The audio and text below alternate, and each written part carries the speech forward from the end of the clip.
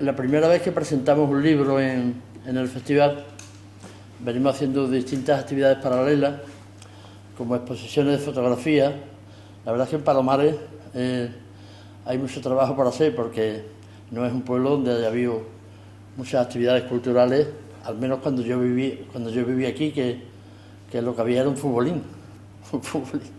Entonces, pero todos los años lo mismo, hacemos una exposición de fotografía, por supuesto hay conferencias, alguna mesa redonda, en fin. Y entonces, lo de ir presentando tanto libros como trabajos discográficos es un reto, y poquito a poco ir acostumbrando a la gente de Palomares a que hay que estar un poco al día de todo lo que sale, de todo lo que se publica. Bueno, es un libro, yo me lo leí hace unos meses, de Tyler Barbour, bien dicho, de Chicago, California. Perdón, San Diego, California, sí. Que además toca la guitarra, va a tocar la guitarra también. Le doy la bienvenida al maestro cordobés Paco Peña, al que tendremos esta noche en el teatro, una entrevista, su trayectoria y todo lo que él ha aportado al mundo del flamenco, tanto desde Córdoba como desde fuera de España. Bueno, este tema de los escritores y el flamenco, la lucha antifranquista, puede parecer un libro político, pero no lo es. Es un libro flamenco, donde cuenta muy bien, por cierto, muy bien escrito, un buen trabajo de investigación, cómo tanto los artistas como los escritores, unos se comprometieron en el régimen contra la dictadura y otros no. Hubo quien convivió perfectamente, incluso se benefició, muchos artistas, bueno, tanto del cine como del teatro como del flamenco. Y hubo algunos que decidieron que había que enfrentarse un poco a la dictadura, y yo me gustaría decir, porque también yo he investigado muchísimo este tema, que casi todo lo que tenemos del flamenco hoy se creó en el franquismo, casi todo. Los grandes festivales internacionales, las peñas flamencas, los festivales de verano. La primera vez que la UNESCO se ocupó del flamenco fue en pleno franquismo. Se editaron cientos de antologías, de buena discografía, y se crearon muchísimas cosas. Y el 70-80% todavía existe. Hay muchísimos festivales importantes, el de la Unión, el Concurso Nacional de Córdoba, muchísimos que nacieron en aquella época. Nació también la flamencología, los medios de comunicación empezaron a ocuparse del flamenco. O sea que no es cierto, no lo digo porque lo haya visto aquí, lo digo, ya lo publiqué hace tiempo, que el franquismo fuera contra el flamenco.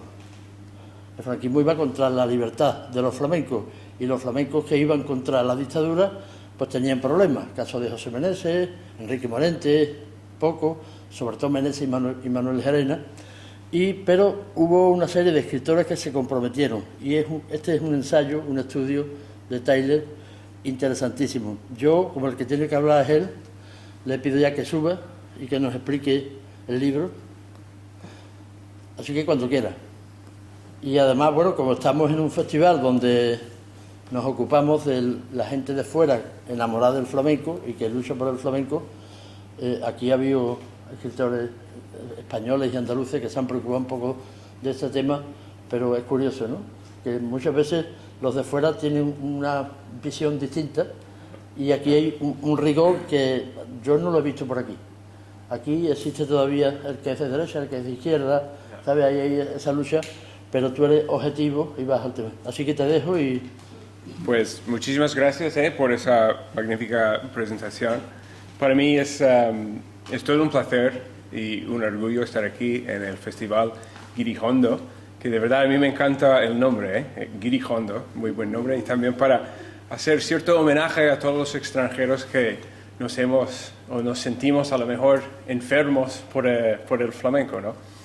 Entonces para mí es un placer estar aquí, y es un placer estar aquí dialogando con todos vosotros sobre una investigación que comenzó hace muchísimo tiempo, como siempre lo digo en las presentaciones. Este libro empezó cuando tenía pelo y todo, ¿no? Fue en el 2013 cuando realicé mi trabajo fin de máster, que después de mucho trabajo se convirtió en una tesis doctoral que defendí en la Universidad de Cádiz en el 2019, y posteriormente, después de esa defensa, trabajé bastante para llegar a publicar la tesis en formato de libro. Entonces todo esto ha supuesto un gran periplo.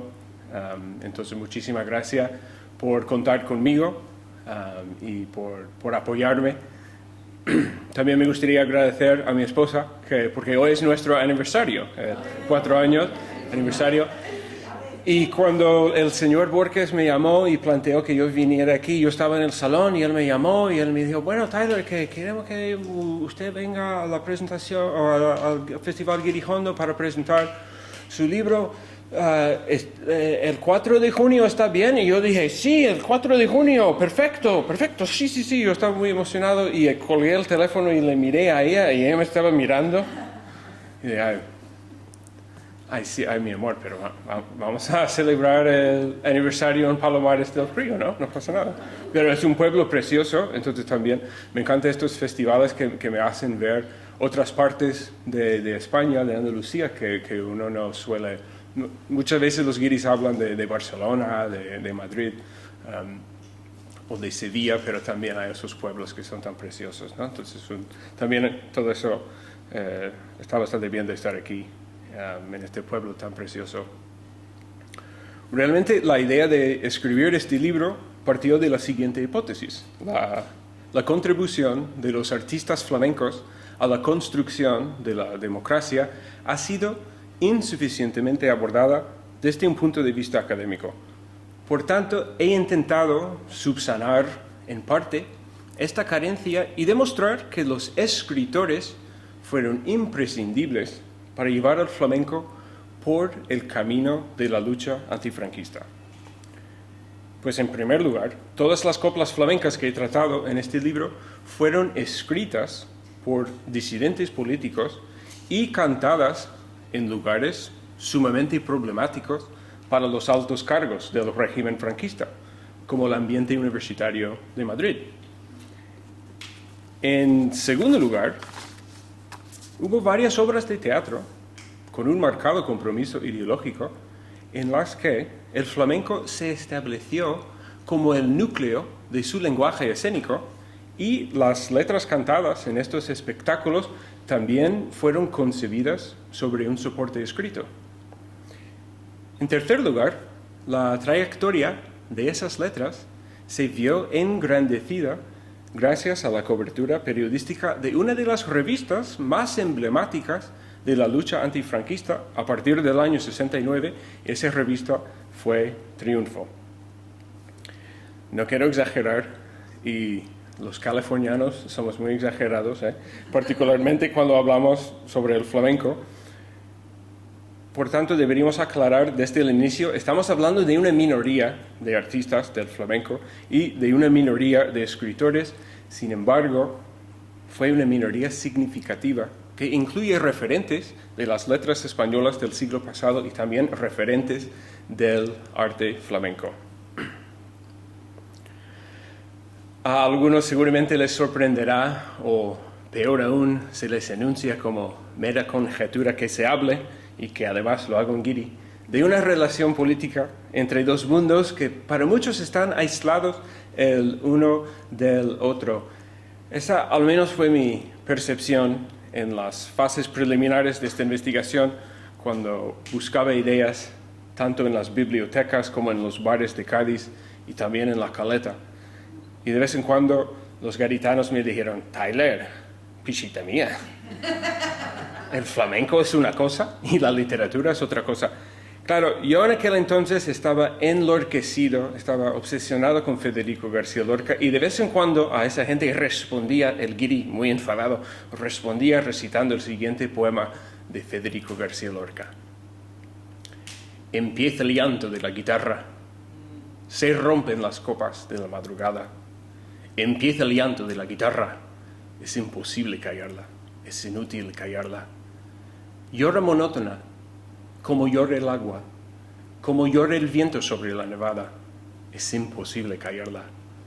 Llora por cosas lejanas, arena del sur caliente que pide camelias blancas, llora flecha sin blanco, la tarde sin mañana, y el primer pájaro muerto sobre la rama. O guitarra, corazón malherido por 5 espadas.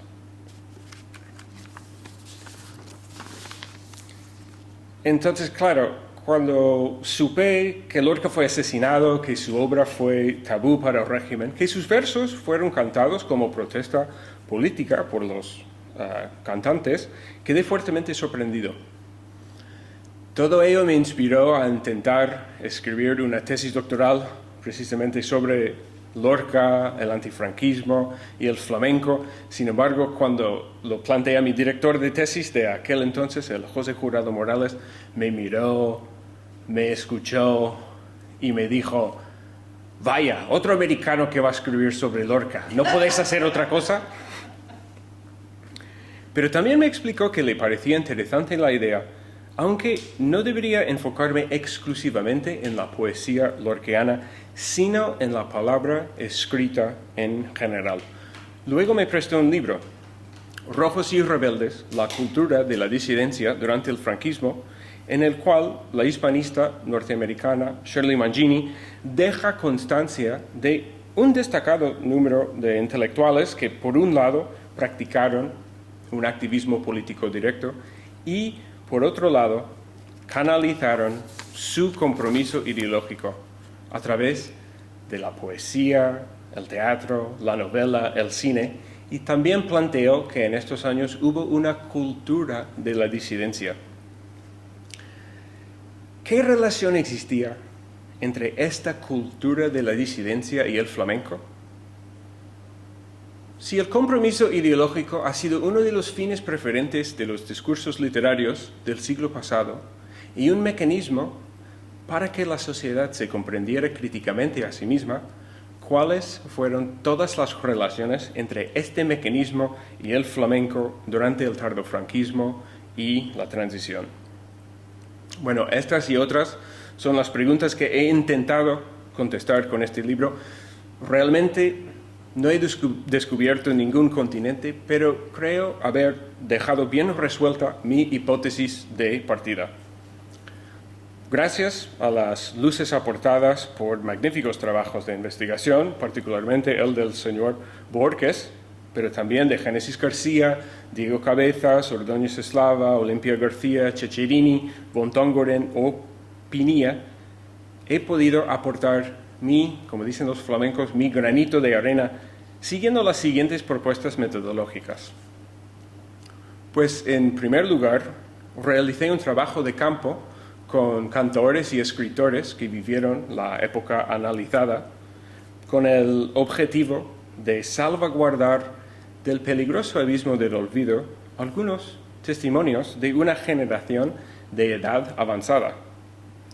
Y señalo que en uno de los anexos del libro se encuentran todas las entrevistas que realicé con José Luis Ortiz Nuevo, con Diego Clavel, con Paco Moyano, con Manuel Gerena, y también con la cantora Lola Isado. No obstante, dada la naturaleza nebulosa de la memoria, me gustaría que todos nos hiciéramos la siguiente pregunta: ¿cuál es la cosa más importante que habéis olvidado? Por ello fue imprescindible compaginar el trabajo de campo con un análisis epistolar. En otro de los anexos del libro se encuentra cartas de correspondencia entre José Luis Ortiz Nuevo, que fue un joven rojo en el San Juan Evangelista, con Andrés Raya, y a través de una carta de correspondencia podemos trasladarnos directamente al San Juan Evangelista y a otro colegio mayor, donde Enrique Morente cantó la poesía de Miguel Hernández por vez primera, pero también yo realicé una estancia de investigación en la Fundación José Manuel Caballero Bonald, y ahí encontré muchas cartas de correspondencia entre Caballero Bonald y Diego Clavel, que también han sido muy importantes para este ensayo. Bueno, desde una perspectiva metodológica, también realicé un análisis textual de artículos de prensa, algunos también recogidos de la Fundación José Manuel Caballero Bonald, aunque la mayoría proviene del archivo digital de la revista Triunfo. Asimismo, llevé a cabo un análisis textual de las letras flamencas, algunas de las cuales tuve que transcribir directamente de los LPs con la ayuda de un cantor de Jerez, porque muchas veces yo le dije que yo no me entero de nada. Antonio, ayúdame un poco.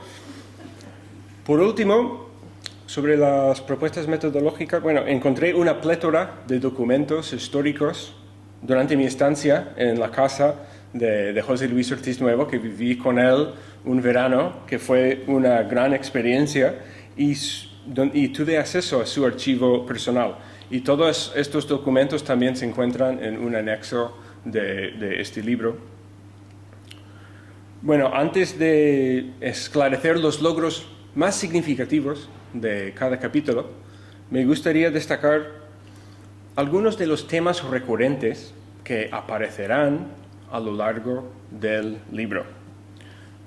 Madrid, la represión y la grandeza. Madrid es nuestro punto geográfico común, el lugar donde vivieron la mayoría de los protagonistas de este libro.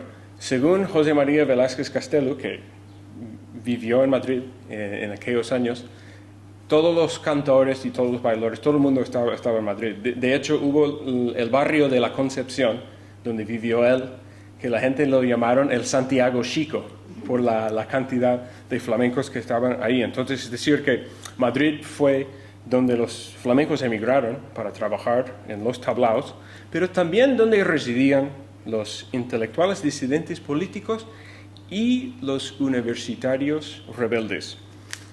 A lo largo de esta presentación haré hincapié en la presencia del cante contestatario en este ambiente y en la convivencia entre los intelectuales y los flamencos en la ciudad. Madrid también fue una ciudad de represión.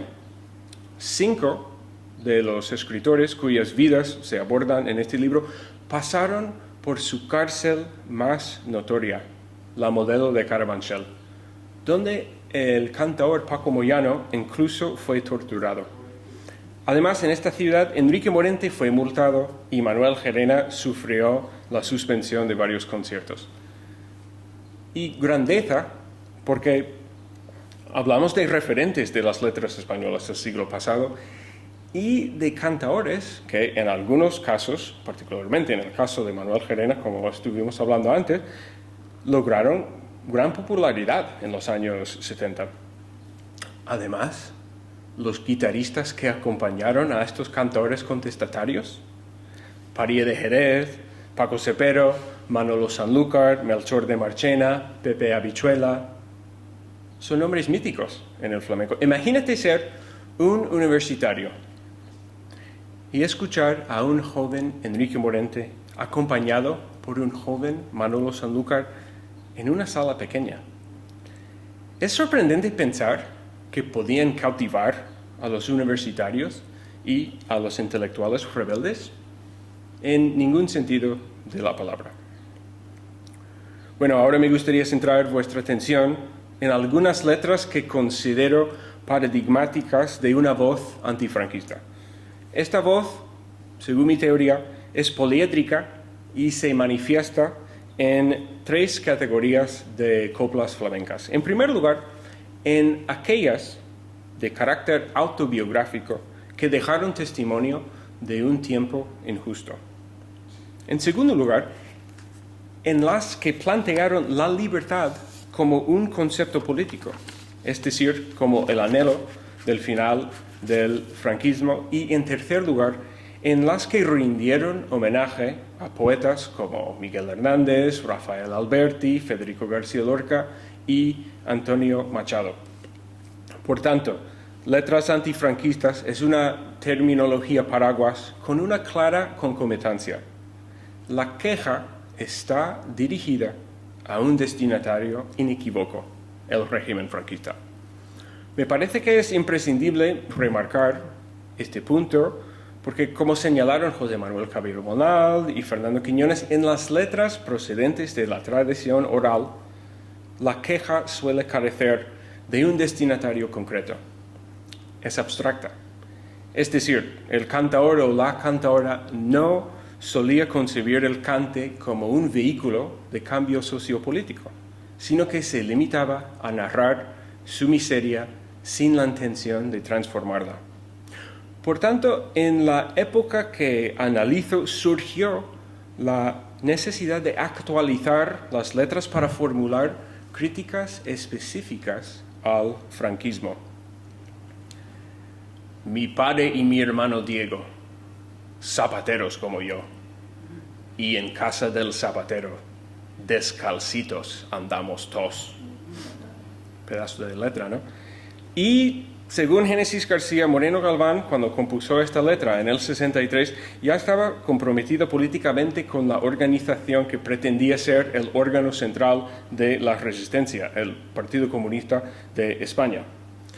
Pero claro, en el 63, como decía el propio Meneses, no se podían decir las cosas de forma muy explícita. Por tanto, la denuncia estaba velada en metáforas autobiográficas del cantaor, una operación literaria muy semejante al realismo social practicado por la generación de los 50. Pasito pa'lante, pasito para atrás, campana que no suena, un día sonará. Al igual que la letra que recité anteriormente, vemos cómo las letras flamencas son tremendamente concisas. En 3 versos tenemos más contenido que en 3 temporadas de una serie de Netflix.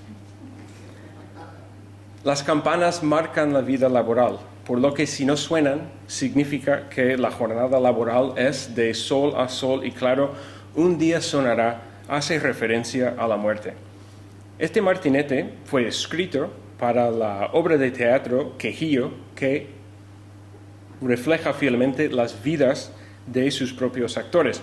Lo dejó claro José Monleón cuando afirmó: si tales datos están en la escena, es porque también están en la realidad. Bueno, ahora me gustaría centrar vuestra atención en las letras en las que la libertad se proyecta como un concepto político el final del franquismo, es decir, la llegada de la democracia. Esto no empezaremos a verlo hasta el 74. A estas alturas ya tenemos letras como la siguiente de Moreno Galván: yo sigo pa'lante, si me ataran los pies y las manos, no podrían frenarme ya, porque no hay freno que me sujete el ansia de libertad. O de Manuel Gerena: que no puede ser, no aguanto más, porque me falta madre, la libertad. Se esclarece la misma temática en algunas letras compuestas por Caballero Bonal. A fin de ejemplificar lo manifestado, tenemos la siguiente seguiría cantada por Diego Clavel: descanso a mi cuerpo, no le voy a dar, hasta que llegue la horita en que puede decir la verdad. Estos mismos temas los hemos podido esclarecer en las letras de autoría de Manuel Gerena, Paco Moyano, José Luis Ortiz Nuevo y Andrés Ruiz. Por tanto, ha sido interesante documentar, al menos desde mi perspectiva, ciertas concomitancias entre un grupo de escritores variopintas, de generaciones distintas y con compromisos políticos distintos, pero unidos por un claro destinatario de su queja política, el régimen franquista. Pero bueno, hasta ahora solo hemos hablado de las letras, pero como podéis ver, el título del libro no es las letras y el flamenco, la lucha antifranquista, sino, como aseveré en la introducción, la idea que conforma el hilo conductor del libro es que los escritores fueron imprescindibles para llevar al flamenco por el camino de la lucha antifranquista. Por tanto, he dedicado 2 capítulos a los artículos periodísticos de disidentes políticos que escribieron sobre los cantaores políticamente activos. Se trata de varios periodistas, algunos referentes de las letras españolas, como José Manuel Caballero Bonal, José Monleón, Vázquez Montalbán, Ramón Chao, Paco Almazán, Montserrat Roig y José Luis Ortiz Nuevo, quien me explicó lo siguiente sobre su vocación periodística cuando salió de la cárcel tras ser arrestado por desórdenes públicos. Me explicó: mira, en aquella época yo voy buscando en la teoría y en la práctica del flamenco lo que es un camino hacia la revolución, hacia la libertad. Esta idea se refleja en varios escritos de Ortiz Nuevo, como en El pensamiento político del cante flamenco, publicado en Triunfo, donde defendió a sus compañeros flamencos involucrados en la lucha política, como Enrique Morente, Pepe Menese y los miembros de la Cuadra. Pero, ¿fue la función política del flamenco el único interés de Ortiz Nuevo durante estos años? No. Me parece que en el caso de varios periodistas podríamos decir que sí, pero los de Paco Almazán, José Manuel Caballero, José Monleón y Ortiz Nuevo son ejemplos de hombres genuinamente interesados en el flamenco que no vieron ajena a su espíritu la denuncia de situaciones políticas específicas. Para demostrar esto, creo que aquí entra la comparación de dos coplas del poeta, de dos coplas de José Luis Ortiz Nuevo. En el 69, cuando estaba encarcelado por desórdenes públicos, se inspiró en su situación y escribió el siguiente martinete con claras connotaciones políticas: yo no quiero nada de nadie, yo solo quiero lo mío, aquello que me robaron antes ya de haber nacido. Los barrotes de mi celda parecen brazos de hierro que me quieren dar la mano para que salte por ellos. Pero ese mismo año, en el 69, también compuso, en el 69, ya estaba con Enrique Morente, estaba de juerga con Pepe de la Matrona, con Pericón de Cádiz, y estaba genuinamente interesado en el flamenco. Entonces, en este año también compuso unas letras por Soleá en las que no hay la más mínima muestra de contenido político. De día sueño despierto, de noche sueño dormido, siempre que contigo sueño, sueño que ya te he perdido. Dos estrellas han corrido y en el cielo se han juntado, son tu corazón y el mío, y ya no pueden vivir separados. Se apagaron las estrellas, la luna se oscureció, ya no alumbra más el sol, tú de mi vera te hasío. Tuitas las penas se acaban, tuitas las penas vencen. ¿Qué será lo que me pasa? Que las mías siempre crecen. Tus ojos como los pozos, tu cuerpo como la mar, tus brazos como los ríos, y yo sin saber nadar. Soñé que estaba contigo, soñé que me habías besado, me desperté sin aliento, que tú te lo habías llevado. Y podríamos decir lo mismo. José Manuel Caballero también tenía algunas letras en las que hay una evidente denuncia, ¿no?, del franquismo, pero también tenía otras letras de amor. Entonces, como estaba diciendo, muchos de estos hombres estaban genuinamente interesados en el flamenco. Bueno, para concluir, me gustaría dejaros con unas palabras del profesor José Jurado Morales en su magnífico libro Soldados y Padres, de Guerra, Memoria y Poesía. Para saber quién soy, he de saber quién he sido. Como expongo en mi conclusión, el recuerdo es una herramienta constructiva y revitalizadora imprescindible para el conocimiento de uno mismo. Siguiendo los hilos políticos que unen el flamenco y la literatura, no solo se descubren las obras de pilares de las letras españolas y referentes del flamenco, sino también un tejido de historias familiares. El franquismo impactó directamente a alguien de cada familia española. No conocer de esta época es no conocerse a sí mismo. Algo particularmente peligroso porque, al menos a mi parecer, la siguiente letra por bulería de Arcángel resulta demasiado fatídica. El ayer y el mañana a mí lo mismo me da. nadie sabe si el tiempo va para adelante o para atrás. Muchas gracias.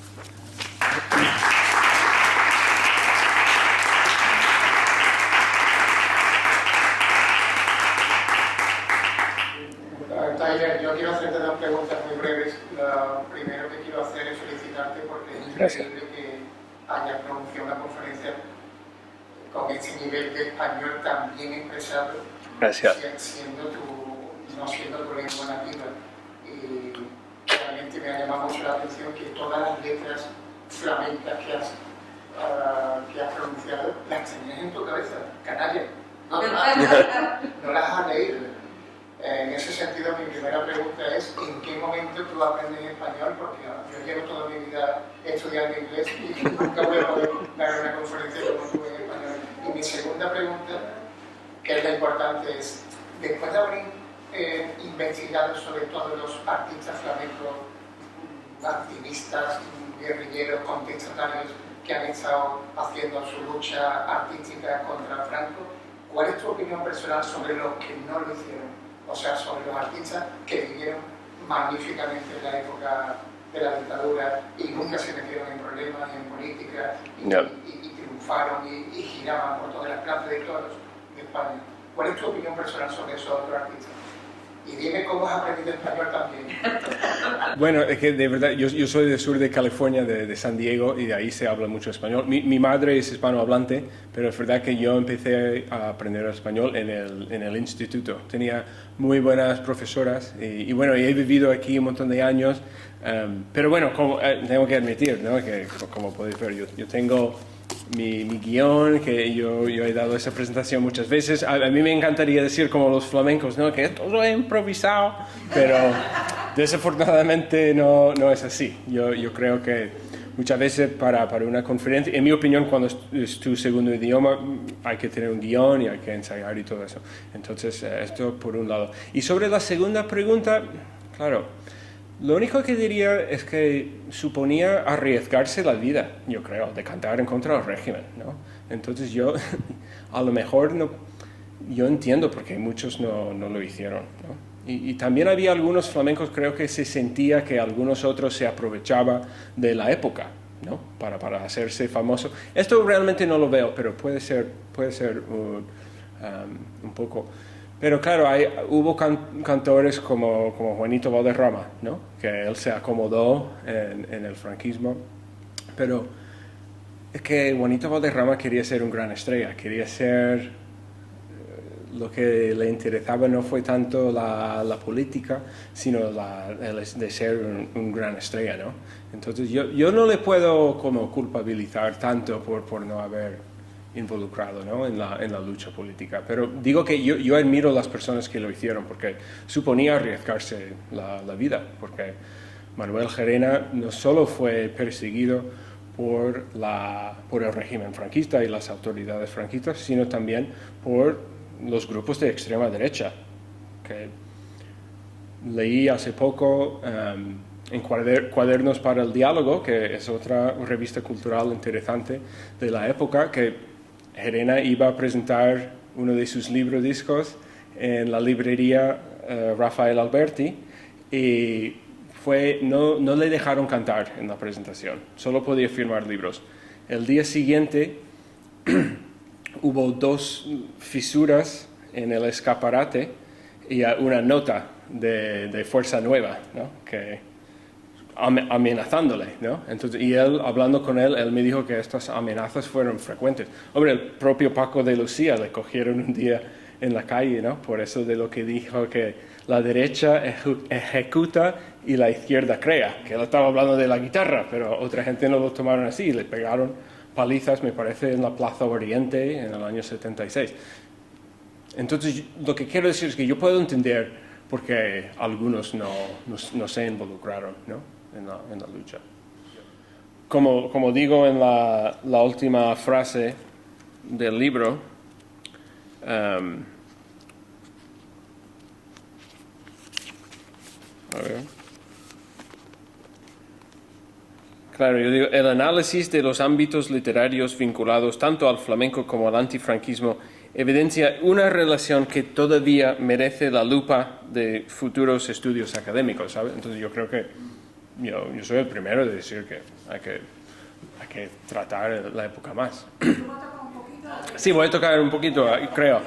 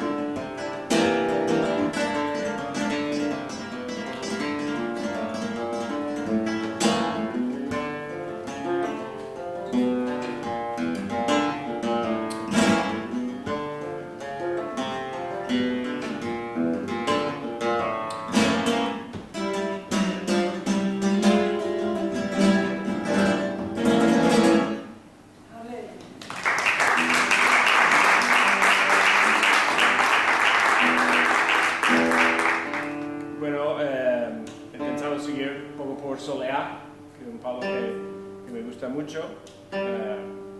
También, claro, cuando hablo de referentes de la literatura, nunca olvidar que Rafael Alberti, desde el exilio, compuso unas letras para Pepe Meneses, que llegaron a ser emblemáticas en su repertorio.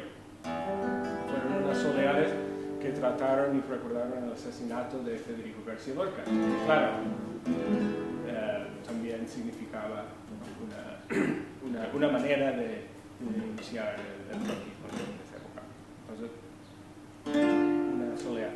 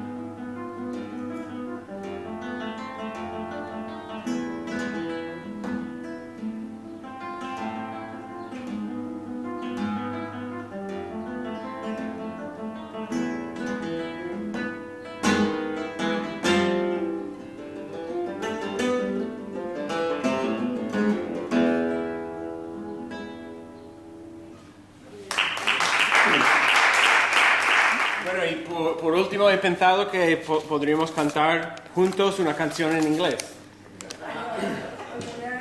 Quédate con nosotros. We are the world, we are the children. Blown in the Wind de Bob Dylan, que es una canción, claro, porque para mi época es muy importante la canción protesta de los cantantes, ¿no? Eso es imprescindible. Manuel Jaimena, él me dijo, mira que yo era más cantante que cantor, pero claro que fui cantor, pero para expresarme yo me inspiraba mucho en esos cantantes contestatarios, ¿no? Entonces he pensado que podríamos cantarlo juntos. Y lo podemos cantar por soledad, ¿no? Después. Entonces el estribillo dice, ¿conocéis la película? Entonces vamos a ensayar el estribillo una vez, ¿no? The answer, my friend, is blowing in the wind. The answer, it's blowing in the wind. Muy bien, ¿eh? Está chupado, ¿no? How many roads must a man walk down before you can call him a man? How many seas must a white girl sail before she sleeps in the sand? How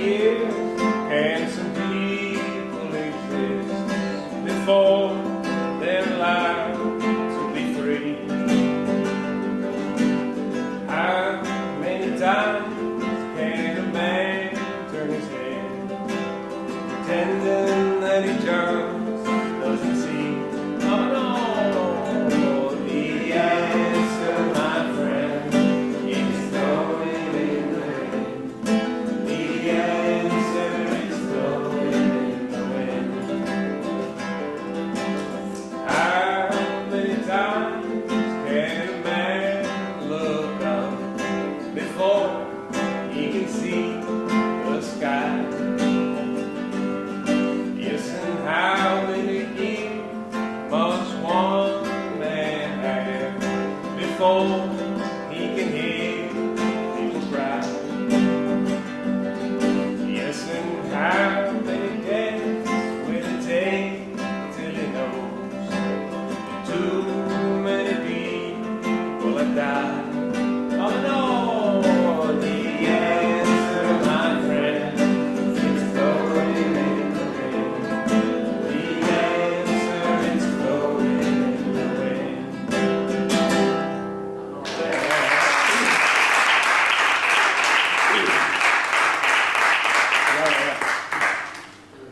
Cantáis mucho mejor que yo, muchas gracias.